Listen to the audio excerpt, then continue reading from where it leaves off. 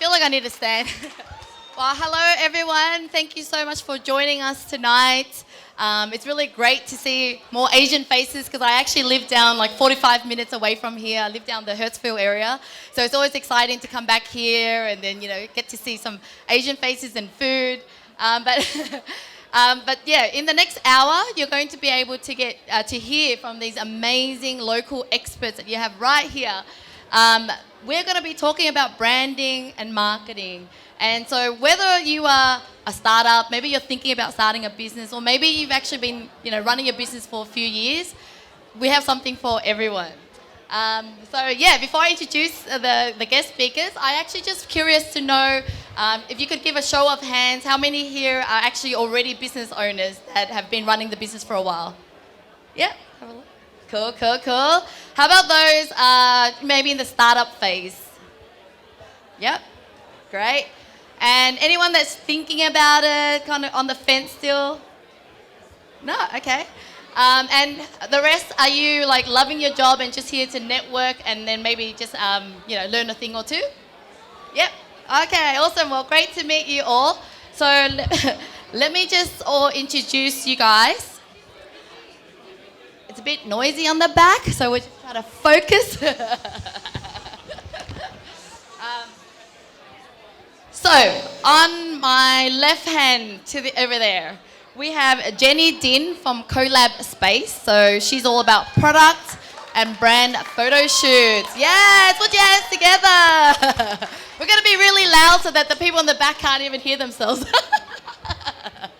All right.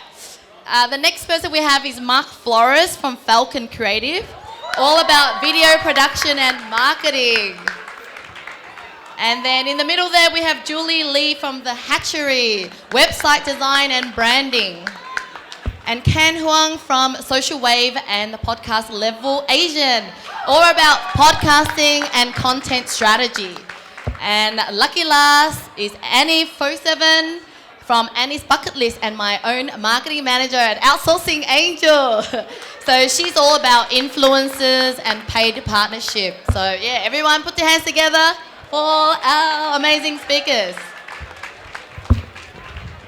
All right, so I've broken up the questions into a few categories and so that we can kind of ask a few people around those questions. But at the end of this session, I will allow you guys to ask questions as well. So if I didn't cover the questions that you wanted to ask, so yeah, feel free to ask at the end.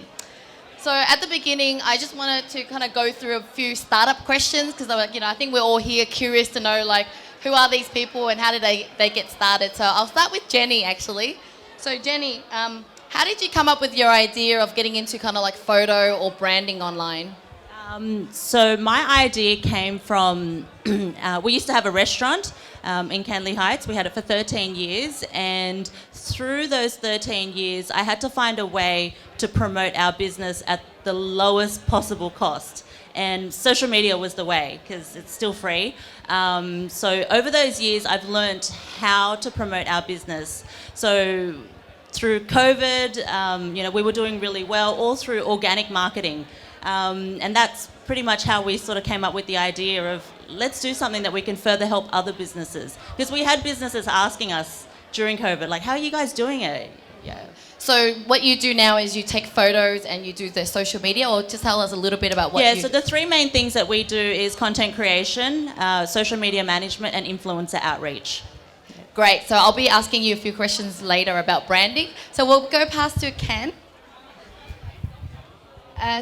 Ken has this amazing Level podcast, Level Asian podcast, if you haven't already checked out their Instagram and YouTube. But I'd love to know, what made you guys decide to start that podcast? Yeah, it's actually pretty embarrassing. We and Kelsey here, she did the edit. We did a 1-year anniversary recently, and there was a video that was getting circulated around, and we actually started out with a podcast called How They Grew This. It was one word different to Guy Raz's podcast, which was How They Grew It. It was terrible. I'm not showing this to anyone.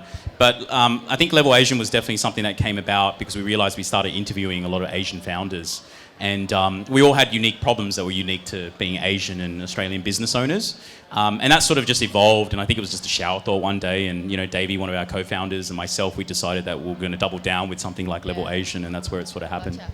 And so it was natural for you to start the podcast because your own business, you guys do that for others, right? Share us a little bit about the Social Wave business that you have. Yeah, I mean, Social Wave has, much like Jenny, there's sort of 3 core services. We do podcast production, we do video marketing, we do SEO. So those are sort of the 3 main ones. Again, we do organic, very similar.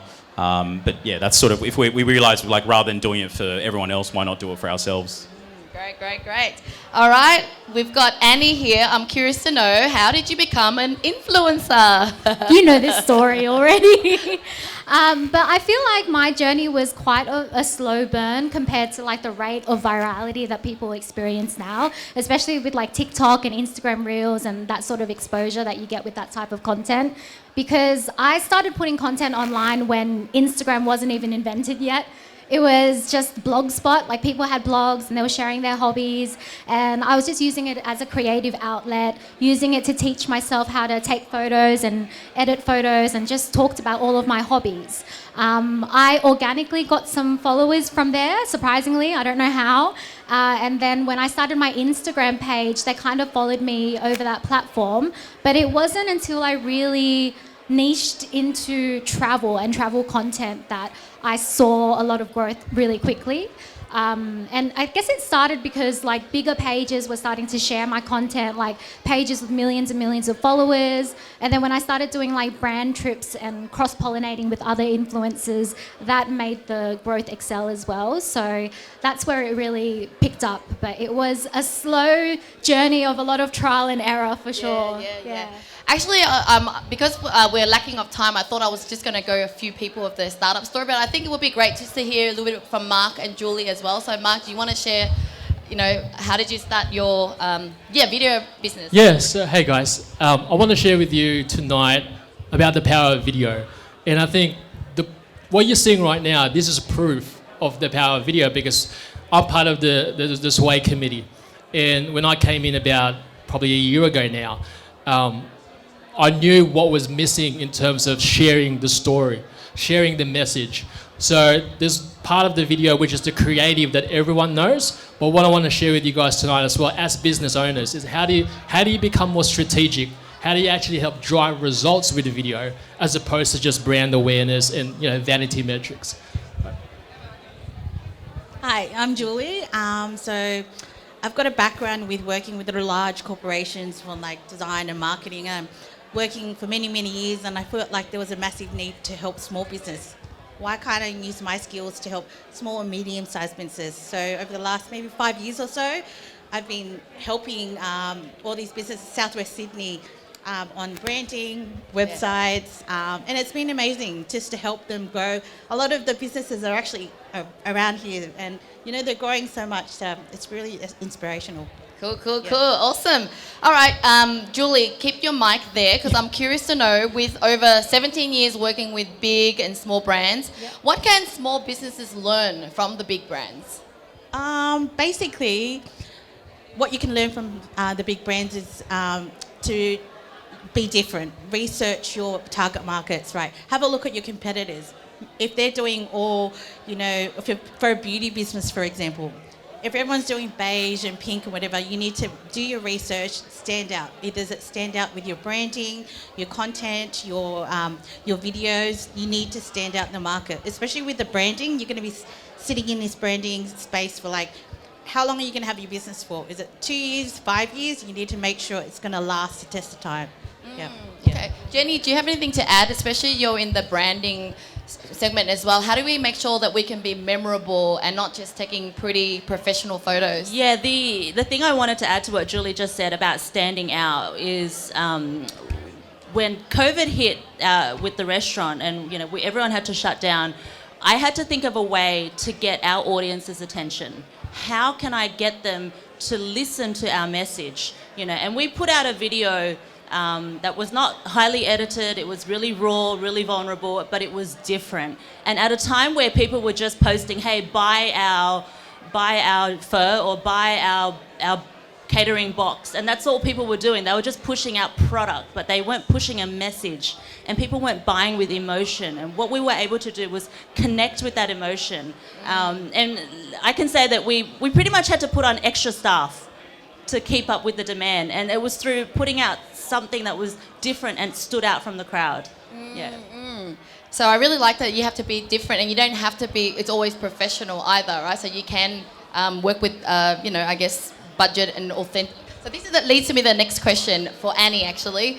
Especially when you're an influencer, like how do you balance between authenticity with brand partnerships? So here you are, someone offering you to endorse their brand, and it's obviously money on the table, and yet how do you stick to you and being authentically you? I think if I was like inexperienced, just starting out and very like micro influencer, it would be really hard to say no to these opportunities. Just like as a business reaching out to all these influencers, like you're just going to grab what you can get because you're excited someone's working with you. So it's definitely hard at the start to balance that. But I guess after having some time and experience, I realized that if I do get a collaboration coming across, the precedence has to be set from the start. Like the expectations have to be set from the start. So a brand might approach me and say, look, I want you to say X, Y, and Z. These are my do's and my don'ts. And they have very specific guidelines as to what type of content they want you to put online. And I have to make the decision as to whether or not that's actually authentic to me. So a lot of the time I'll have to decide, okay, is that something that would work with my audience that would sound organic, or will people just see straight through it? Because it's so saturated now, people do see straight through it. They can see content that's sponsored and just flick right past it and never think about it again. It's just a matter of setting that expectation from the start to say, look, I understand like this is what you want, but this is what I propose would work for my audience. If you can work with that, we can work together. If not, then sadly it's just not aligned with my brand, and you're not going to get what you want anyway. That's how you keep it authentic. Gotcha, great, thank you. So I've got a question for Mark, actually. So you do videos, and I think one of the way to stand out is if we're willing to share our story. So I would love to know what does the role of storytelling do for videos? So usually when we tell our story, we think the focus has to be on about us all the time, right? And what I learned as a business owner is, yes, your story does come from you and people will resonate with you. You got to create something that will resonate with them, something that's relatable to them, right? But the story has to be about them. And like I said, it has to resonate with them, it has to be relatable to them. So you've really got to understand who your audience is. So you got to be clear. If you're at the startup stage and you're still gaining experience, you probably don't know yet who that person is.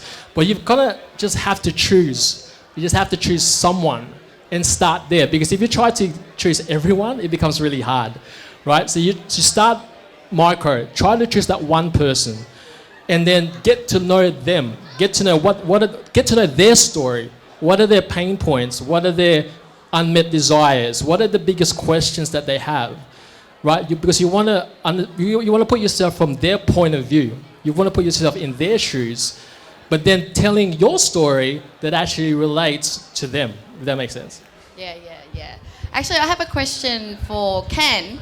So I know that you help clients start up a YouTube channel, and even Dave is an accountant, and you helped him build his brand online, and you really got him to show himself up online. And so take us through the journey, because we have a lot of local businesses here, right? And so they might be selling a service or selling a product. So what advice would you give them if they wanted, they're willing to now tell their story and get out there? Using Davey as an example, the reason why he did so well was to actually think of yourself as a media company. So rather than, he's an accountant, he sort of saw himself as a spokesperson for a lot of small businesses, or even for the ATO, where this was during the pandemic, JobKeeper, JobSeeker was coming out. Everyone didn't know what was going on. ATO was changing the rules as much as they changed their underwear. Like, it was ridiculous how often this was changing. And through content, whether it's videos, written content, podcasts, whatever, he was able to actually position himself as the go-to guy when it came to this sort of stuff. So think about how you apply that in your own situation, your own industry. How can you be the person? So if you're a mortgage broker talking about things like interest rate hikes, if you're in the beauty industry talking about the changes in beauty standards, you've got to think about how you can actually be someone who can be know, liked and trust in this situation to be able to do that. And so if you do that consistently, much like what we've done for, say, some of our clients and even for ourselves, and then doing it in a way that's quite creative, which is, you're giving value, giving education, also being entertaining, you're going to actually go quite far. Okay. So, all right, we know that we need to share our content, but there is so many platforms. There's like Instagram, YouTube, TikTok. Where do we start? And let's just work our way from someone who doesn't have any money, budget, to like, yes, I have more money and I have more, more investment I can get put into resources. So, yeah, can you share, what would be the tips on how to get started, which platform and...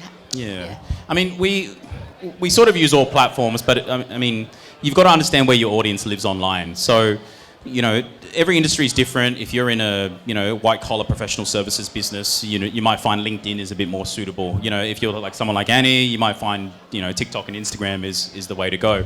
Mark might find, for example, YouTube, if you're in sort of different spaces that YouTube's conducive for.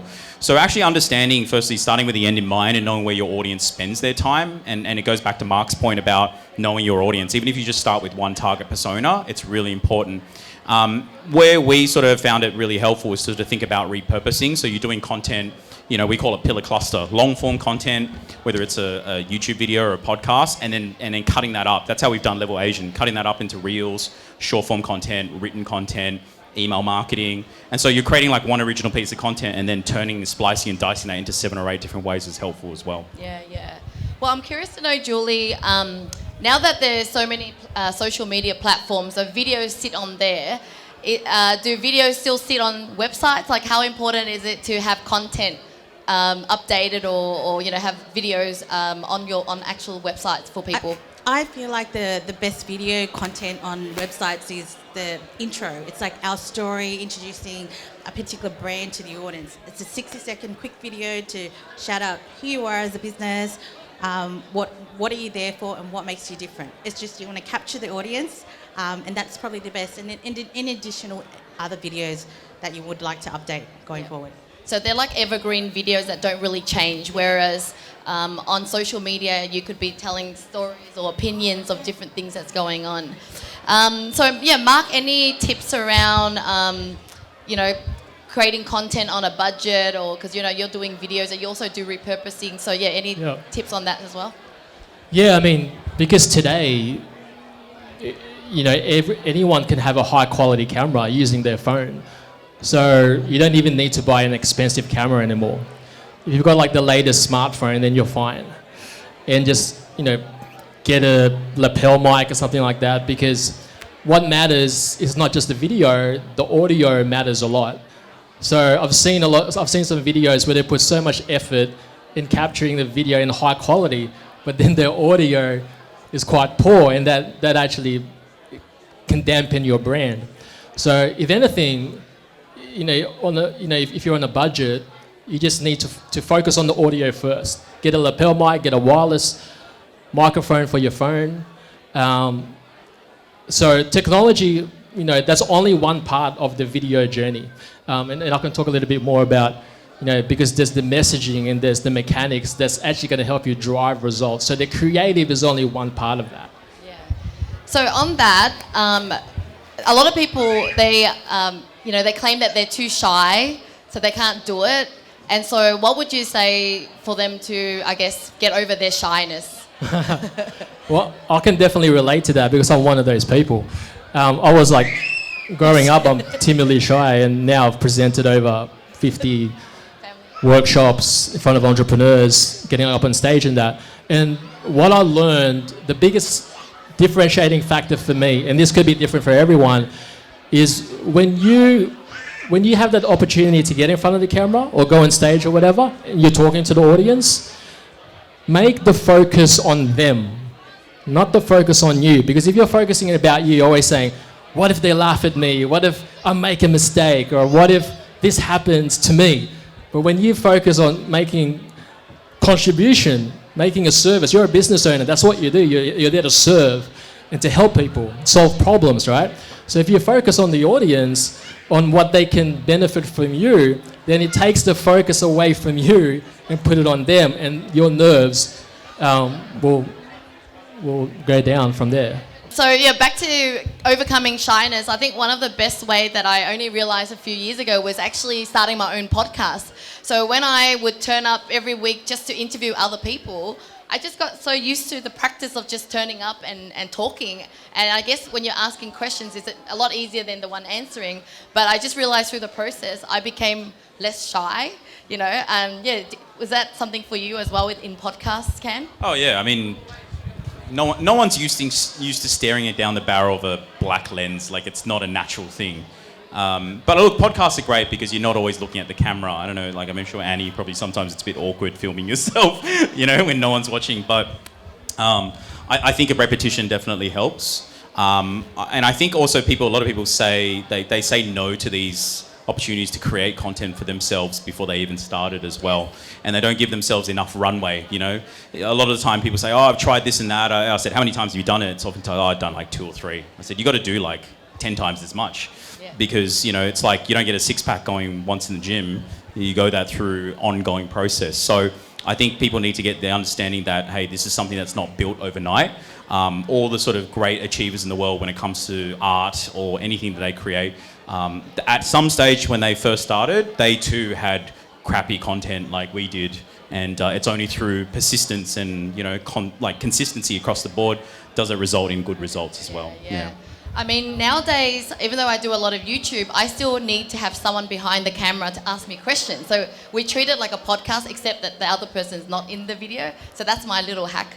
But I love to hear from Jenny. Jenny takes videos to the next level. So if you ever follow her on Instagram, she's not shy at all. I mean, she would show a photo of her fat belly she just ate or something, or just... And I guess I want to hear from you, like, what do you tell yourself? How do you get to that mindset where you don't really give a damn about how people really think? Because I would say my content is still quite curated. I'm, you know, sharing from, you know, I look professional, and you take it to the next level. And I would love to know, you know, your mindset around that. I was taught something a while ago, and I was taught that to not share is selfish. And when you share your struggles with someone, they actually connect better with you. And the honest truth is, you're not the only one going through that. You know, as fit as someone might look online, they are bloated 97% of the day. You know, true. They're just tensing and flexing for that one photo. You know, when they show that fancy car that they drive, they're not showing, you know, the 14-hour days. You know, of course they're going to show the good parts. So I think when you can share the struggles, and they're the bits that people don't like to show. And I think just through sharing, and even for me, when I watch someone else's content, and I think, oh, you know, I'm going through the same thing. I really connect with that person more so than if I watch them succeed. Yeah, so I think that makes it easier to share, because you come from a space where, when you're in that influencer space, you come from that space where you want to inspire people and you want to help them grow in any way. Yeah.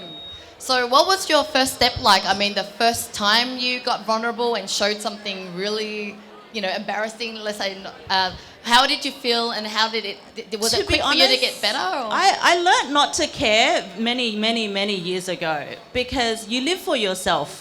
And as much as you worry if someone doesn't like you, like, you also think, well, you don't like everyone else. Like, you don't like everyone too. So it's the same, like, it goes both ways. So you can't please everybody. And if you're going to live your life trying to please everybody, you really can't do what you really want to do. And, you know, if we all listen to everybody in terms of, like, oh, does she think she's an influencer? Or does she think she's a podcaster? You know, we were all beginners once. We had to start somewhere to get to where we are. Yeah. Love it. Thank you, Jenny. Well, I have a question for Annie. So if you ever check Annie's Instagram or TikTok, it's called Annie's Bucket List, and her photos and videos are amazing. I'm talking about, like, it's just like next level good. And so my question is, how do you, your videos have such virality as well, like millions of views on some of your videos and photos. So any tips on how you ensure you create really, really great content? I know she's in the travel industry, so it's a bit different, but yeah, just some little hacks or something that you ensure that it's included in your videos to make it viral. Yeah, I mean, my content has changed over time. Like, it used to be travel, and now, because I'm in Sydney, baby number 2 is on the way, I have to pivot my content. But I'm also like a content producer for BuzzFeed, and they've got like a whole video team that reviews the content that I put together for their social media. So I do get some really good tips from there, actually. A rule that like they generally follow is like a 3-15-3 rule. So the first 3 seconds of your video needs to be a hook. It doesn't need to be like a chronological video, like a storytelling type of video. The first 3 seconds just has to hook that person in to watch the rest. Do you want to share what I did wrong, like a real case study? So most people, when they first get started, I'll use Lynn as an example, because they're not consuming that content regularly on TikTok or on Reels. They're putting together videos, and then it's very, I guess, chronological, and you take a little bit of time to introduce yourself. So you upload a video, say it's about this SWEH event. It could be like, hi, I'm Lynn, and today I'm going to host this SWEH event. You've already lost my attention. I don't know what SWEH is. I don't care. I'm going to keep scrolling. I'll be like, hey guys, in this video, and then that's it. Yeah. But what you should actually be doing is following the 3-15-3 rule. So the first 3 seconds has to be your hook. The next 15 seconds is your content. You can take a little bit of time to get to the point, but try and keep it within that 15 seconds because you don't want it to be too long. And then the last 3 seconds is like you're either asking that open-ended question to get their engagement or giving them a call to action. So instead of a video that Lynn would upload like, hi, I'm Lynn, and today I'm going to a SWEH event, it should be like, I went to an event and met the best entrepreneurs in my local area. And then the next scene would be like, so this is the SWEH event, and it's the Southwestern Entrepreneurial Hub, and you can take a bit of time. And then at the end, it would be like, tell me about your business. Would you come to this event? And that type of video is much stronger than that very chronological, taking my time to get to the point type of video. So I think that's an easy rule of thumb if you're trying to put together something. Because one of the hacks that I learned from her is, let's just say we went to a restaurant. So I would take people on a journey. So we went to this door and then we ordered this and that. But her video would be like, I ate a $600 crab, and now I understand why people would click on that, because you are hooking them with the most important part of the video, which happened at the end of the night, but it's put in the front. And it didn't really matter about the sequence of the video, and that was a really amazing... Yeah, the open scene was Lynn cutting into that crab, and then that video went viral, and your son and his friends saw it and said, hey, bro, am I wigging out, or is your mum on TikTok? Yeah. That really, really did happen. Okay, so now I've actually going into the more interesting, exciting part around money. So let's go with Annie, since you've got the microphone as well. What do brands usually ask you to do for them? Is it taking photos? Is it videos? And then, what are the typical costs that you could charge if you're an influencer? I think when Instagram first started, it was mainly like images, photo content. So at the very basic level, people ask for an Instagram post. So that's just like a picture. And the general rule of thumb, because I also used to work in marketing, managing influencers, so I know the general cost, it would be like per 1,000 followers that influencer has will be about roughly like $100. So say if they have 100,000 followers, then it's $1,000 for a general basic Instagram post. But then there's all these other costs that might add up depending on the scope of work. So if you want that influencer to travel and there's like travel expenses, travel time, you need to add that cost on top. If you want to use that footage in your own advertising and put money and spend behind it, you have to put into copyright usage costs. But now it's changed. So the content is like an Instagram reel. So you have to keep in mind that that's more than just taking a photo. You still have to take the photo for the cover image, but then you need time to record the video, edit the video. So it costs a bit more. And if that influencer is signed up to an agency, there's an agency cost to add on top. So yeah, it really depends on the scope of work, but at the very basic level, if you want someone to create an image for you to promote your business, it's about roughly like $100 per 1,000 followers. That's the general rule of thumb. Okay. Thanks, Annie. So Ken, you're doing the podcast. I think a lot of people are jumping onto that wagon as well. So I guess what are some insights on podcast monetization strategy? I mean, podcast has a lot of avenues. I mean, and it's not, I don't think it's unique to podcasts. I mean, you can do it for, if you're on TikTok and in Instagram, you can be a YouTube influencer. Obviously, brand deals, much like what Annie said, is a potential opportunity. Obviously sponsorship. We talk about pre-roll, mid-roll, post-roll ads. But where we sort of see the best opportunities, oftentimes monetization through your own products. So, for example, merch. We've got our own Level Asian merch. We're about to come out with hoodies, which everyone I know has been wanting it for ages. Winter's almost over, but merch is a good one.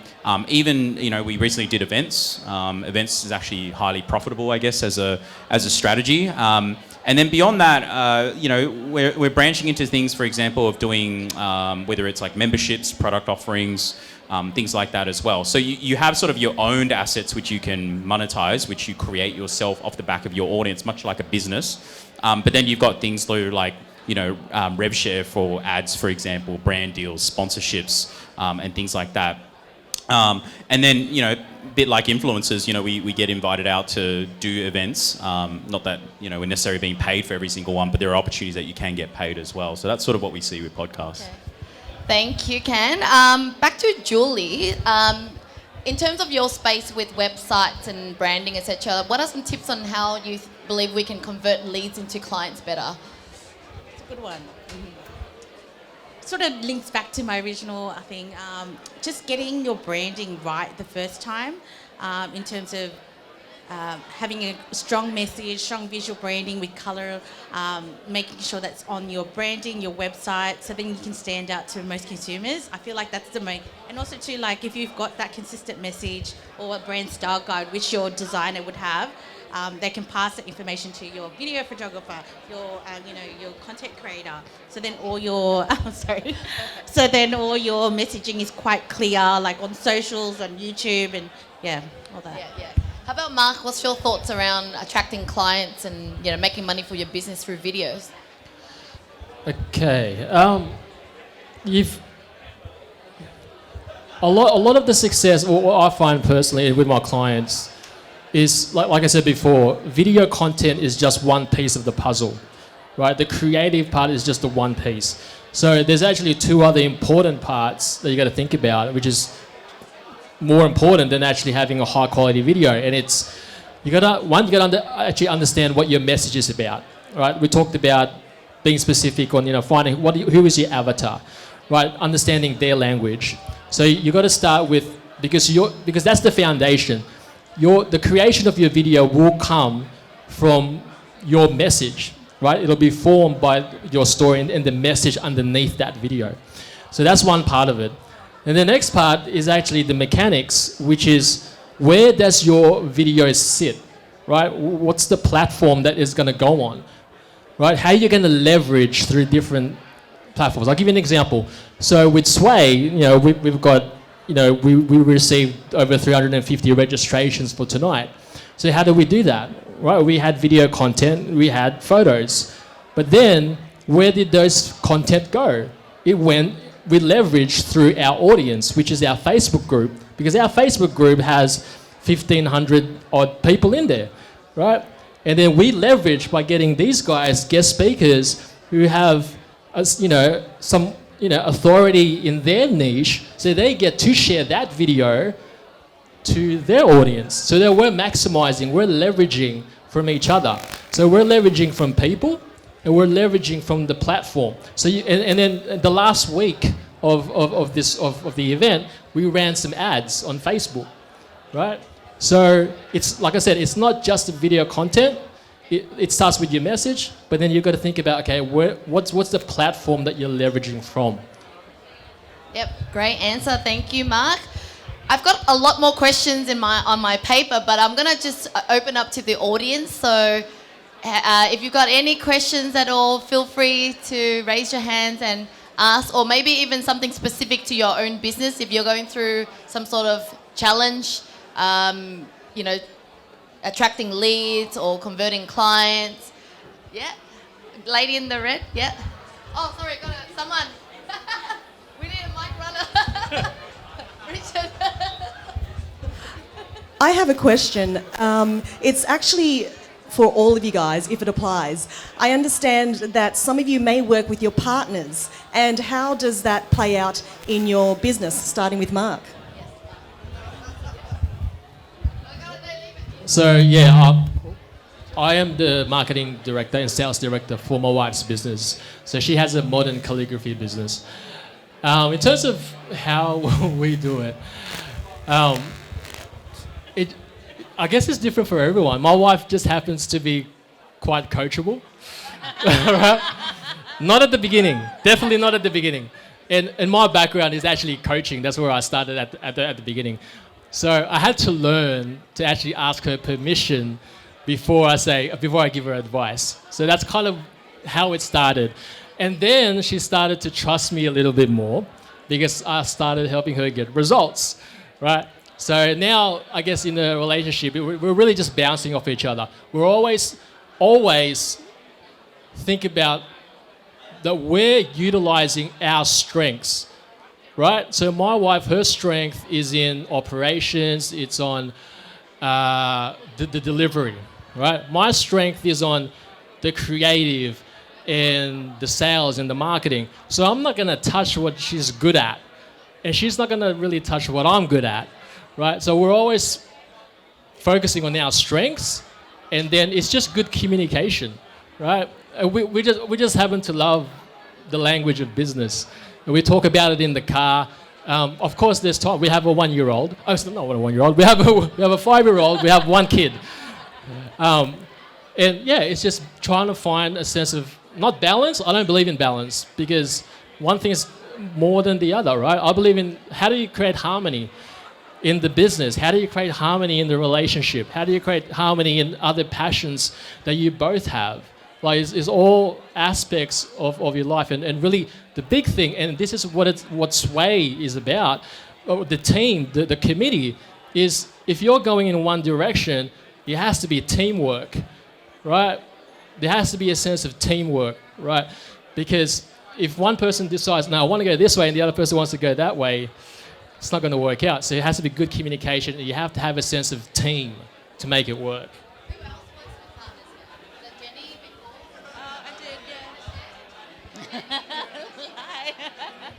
Okay, so yeah, I worked with my husband in our family restaurant for 13 years. It took us a very long time to find our harmony because we were both so passionate about trying to take the business to the next level, but our directions were very different. So we definitely had to learn each other's strengths and weaknesses. Although we were together for a very long time, working together is a totally different thing. So yeah, we learned to pick our battles. Some things are worth fighting over, some things aren't. But I think the fundamentals are very similar to, it's like how you build a house. It doesn't change. It's how do you run a successful business? It doesn't change. So communication, strengths and weaknesses, and then, having one, I felt like for us, having one leader was better. So if he had a direction that he wanted for the restaurant, so it was my job to make sure that vision was met. Yeah. Hi, Khan. Hi, Mark. Hey, buddy. I have a question about AI. With a bunch of AI tools coming out every week and just lots of developments, how have you guys implemented it, and have you seen it impact what value you add, or has it taken value away from it? Like, have you been forced to innovate, and what does that look like? Like for example, Khan, you run a podcast and you're in content production business. Yeah, for Khan. How have you implemented AI, and where do you see that going in terms of the value you add to your clients? Yeah, I mean, AI is getting a lot of noise at the moment, and the first human reaction is always like, "Holy shit, they're going to take our jobs," and they probably will at some stage. But I think at the moment what we're doing is we said, well, rather than trying to fight against AI, we're trying to use AI.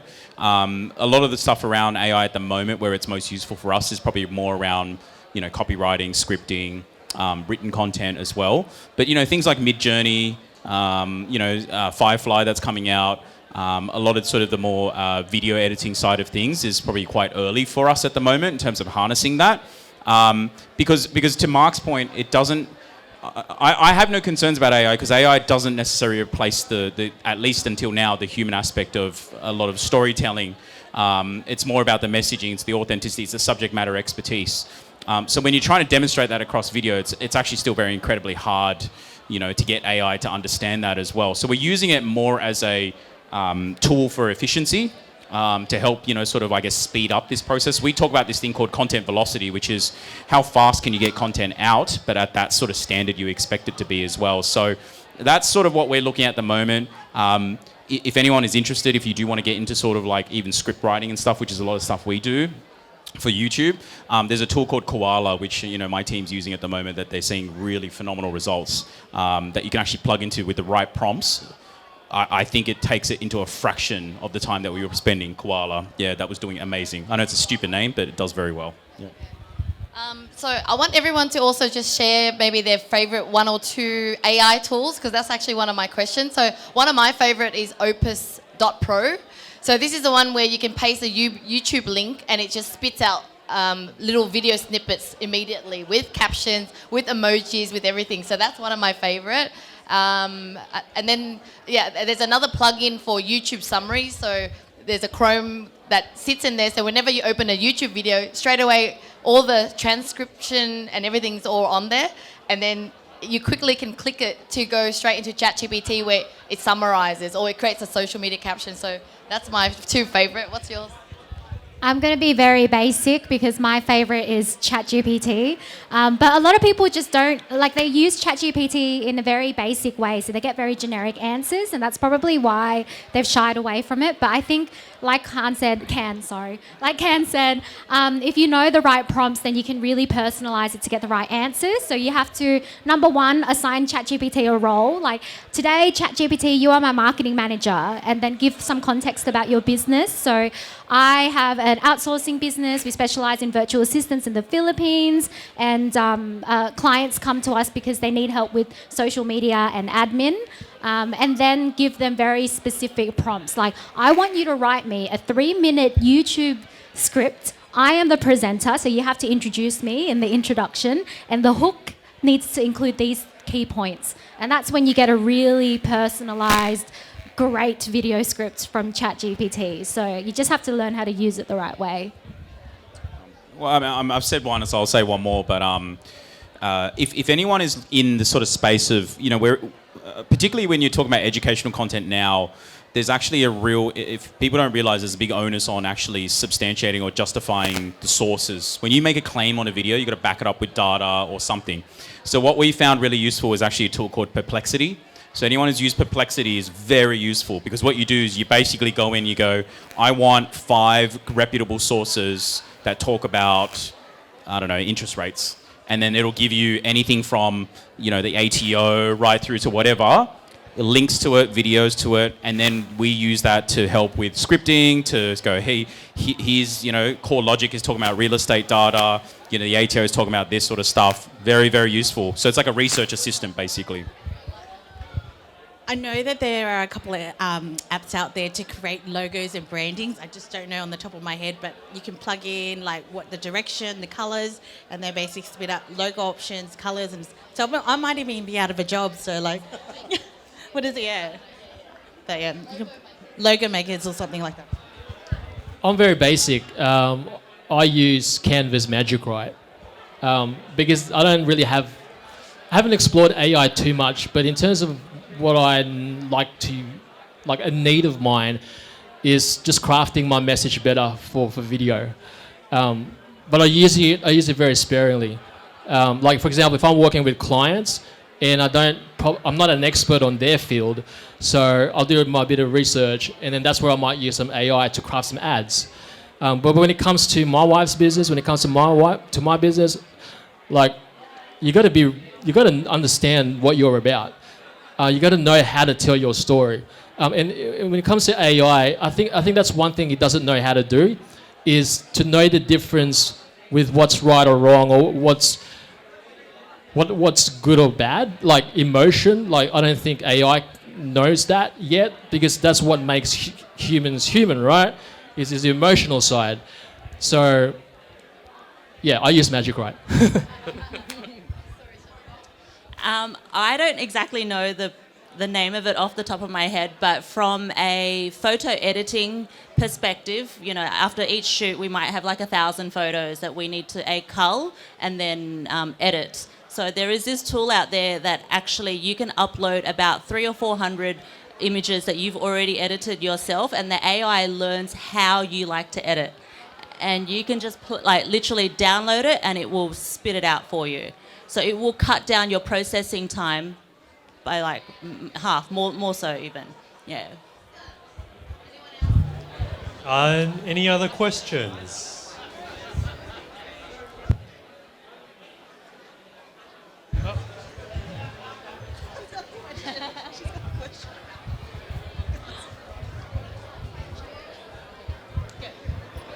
This is like, I'm trying to form a niche myself in the mental health sector. So being a mental health advocate in Sydney, I'm just like a bit lost of how to like engage my audience sometimes. So could you like give me a few examples on how I could do that?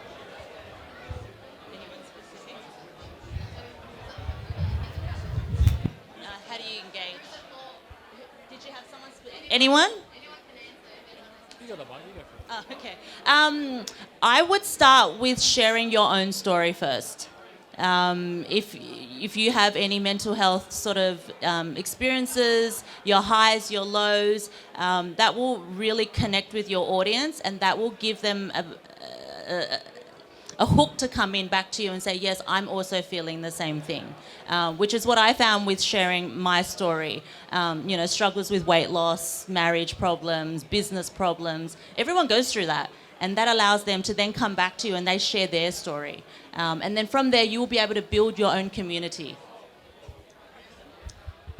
So I work with a lot of small business owners like you're either starting it up with like service-based. So a lot of them come to me and they ask me, Jules, I want to start up my business. They basically say a logo and a brand. I'm like, well, to make you different, you need to sell yourself. Sell yourself. Sometimes it's raw footage. It's about your past. People like to know all about you. And a lot of them are like, you need to create video content. And a lot of them cringe, but I'm like, if you're not going to sell yourself, they're not going to know about you. So that's one thing that I could say. It's not easy to give an answer because there's not enough context to work off. I think really it depends. Like, what are you trying? What have you done to try to engage your audience?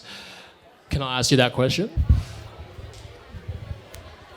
Like, I have tried to share that a bit of my lived experience through a post, but I haven't actually made a reel yet. So maybe like after tonight, I can try to make a reel about it. Okay. Well. Yep. I just want to add very quickly. There's a girl that I follow on Instagram, and it's a whole weight loss journey. But there is like 50 videos of that message, of that story, again and again and again. So don't feel like because you've already shared it once that you can't share it again. And she just keeps sharing it, and it's the same videos. Not the same videos, but just slightly different. But it's repetitive enough that people just keep coming back. So don't feel like because you've already done one, you can't do another one. So basically what you can do is people like to see results. You're trying to help someone. Why don't you engage into your top 4 clients? Get testimonials, because yes, you can help people, but they want to see how you help those people. I feel like that's the best thing that, you know, people can relate to. Get them to do it for free, or like, you know, try and engage them, or even provide your services for free, and you can get feedback that way. Yeah. It's all good. I know, because there's probably for you right now, I'm not sure, you're probably getting overwhelmed with ideas. And it sounds like to me you're kind of early on in your journey. So really it's just to start. Just do something. Just keep trying and failing. the more you do it, you're going to start to see the pattern. You're going to start to see what's working, what's not working. You're going to start to see what's resonating with your audience, what's not resonating with them. So the only way for you to figure that out is you just have to start somewhere and just take action and just keep doing it until something clicks. But that doesn't happen if you're just thinking about what should I do. You just have to put it into action. All right, thank you very much. Thank you. Anyone else have any questions before we wrap up our... Yep, thank you. I know. I've actually got a couple of questions. No worries. Go So I noticed that when some of you were talking, you talked about putting yourself out there and getting your personality to be the star of the show. But what if you're selling a product? How do you get your audience to relate to that product? Because it's easy to relate to a person, but how do you get them to relate to, let's say, a brand or a dress or something? I guess it does depend on like what product or service that you're selling, but I find that especially if you're first starting out, like you said, like customer testimonials, that kind of thing is very important. And the best way to build that up is to get like user-generated content or content that looks like it's user-generated. So you might reach out to like a micro-influencer or someone that you would love to gift your product or brand.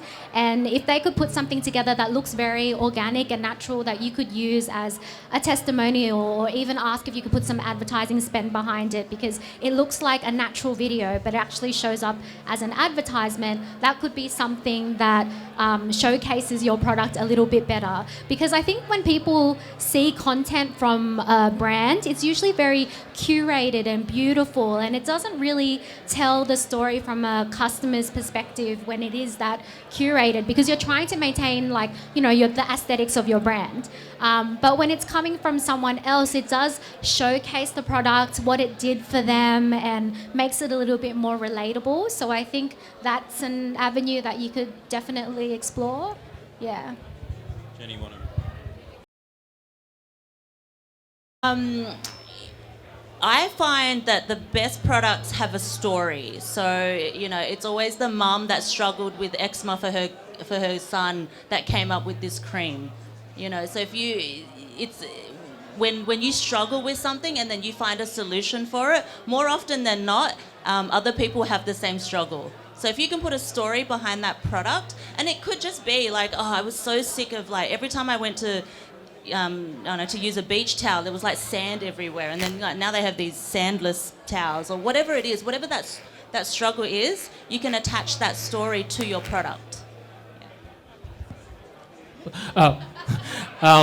So exactly what Jenny said. So because I want to go from exactly what she said.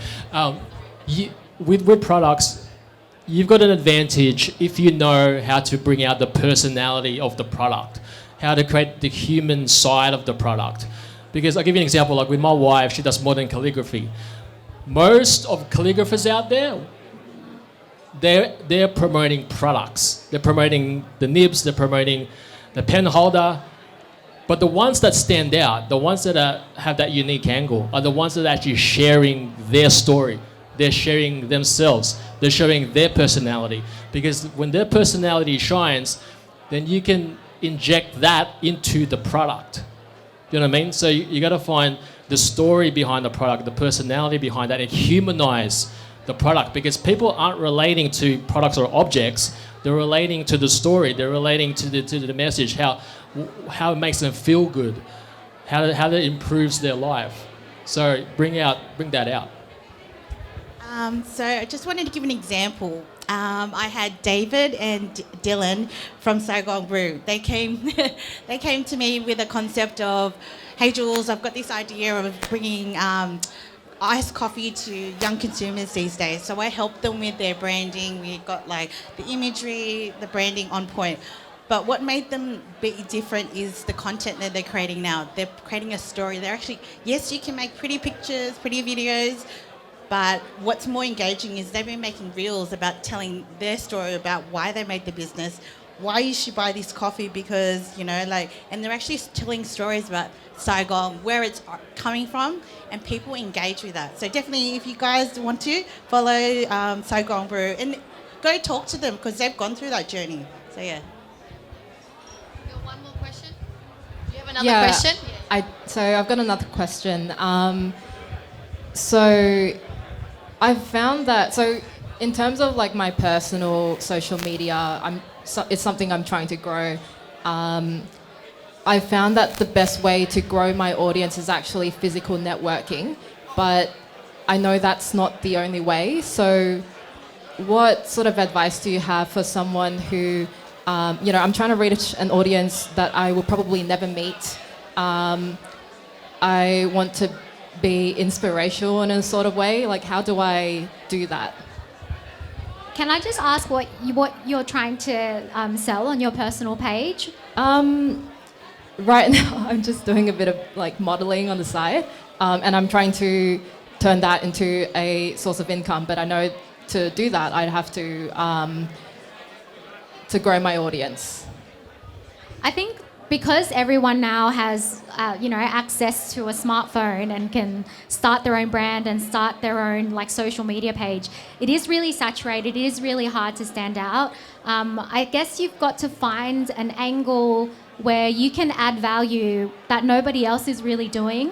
It is hard when it is a personal page, but you're right, like actually going out and networking, it's not really scalable. I think you definitely need to take some time to plan your content and just see what type of content works for your niche.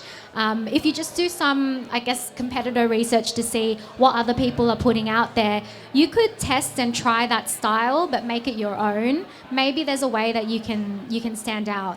I'm sorry, the advice is a little bit generic, just because I would like to take a little bit more time to know like what your purpose is, what type of people you're trying to reach, and what you want them to do at the end of the day. But definitely focus on putting out as much content as you can just to get that brand awareness. You will find your groove. Like the first time you put together a reel or record a video or record a podcast, it's going to be a little bit awkward, and it may not be 100% what you want, but it's a little bit closer to 100%. So you just have to keep trying till you get there. Maybe you have some advice? Sure, I don't, yeah. I think as someone who's done a podcast, and I think the focus actually wasn't even on myself, it was a lot of guests, right? And it was funny because I was talking to people tonight and throughout the day, and people said, what are you guys doing now with the podcast? And I said, actually, people want to know more about us.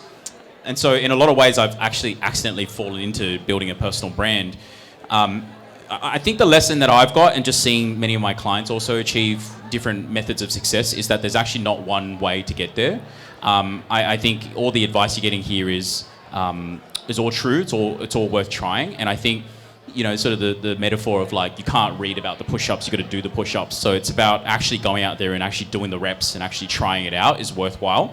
I sort of think of myself as just someone who I follow. And oftentimes I follow people who either have something that I can either relate a lot to or aspirationally want to achieve. So making yourself very relatable.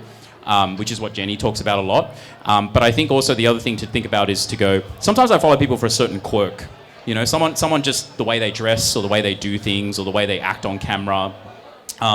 Creating basically a character out of yourself in a lot of ways in sort of an overall story is actually quite an interesting way to think about that as well. So I guess the thing is, like a bit like Annie says, like you got to go out there and experiment without sort of context of knowing what you're trying to do. Try a bunch of different things.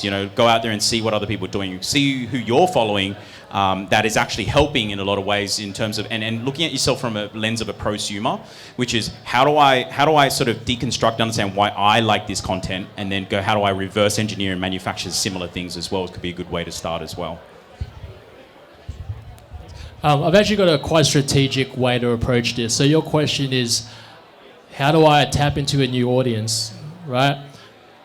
When you, it depends on if you're starting out. Is that correct? You're new. So usually when you are starting out, your audience is small. You don't have a big audience. So how do you tap into a bigger audience? You leverage from someone who has that audience. So what you're doing, you're networking. So you're learning to build relationships. That's what you're doing. So start learning to build relationships online. Start to identify people who are leaders in their niche. And do your work so well that you get their attention, create something valuable that you can offer them in exchange for, say, hey, can I be a guest speaker at your webinar? We've got an event, like I'll give you an example with Khan. His team put an event on and they invited Vin Gang. And people here knows Vin Gang. And I'm sure, because Vin has millions of followers, they were able to tap into Vin's audience and vice versa, right? So leveraging from people who have the audience is one of the fastest ways for you to actually grow your audience. Well, thank you so much, everyone. That has been an hour, and I hope you've all enjoyed it. So if everyone could please give a clap to all of our guest speakers. And thank you so much for your time. I think before you guys disappear, let's go grab a group photo, yeah? All right, we need a photographer.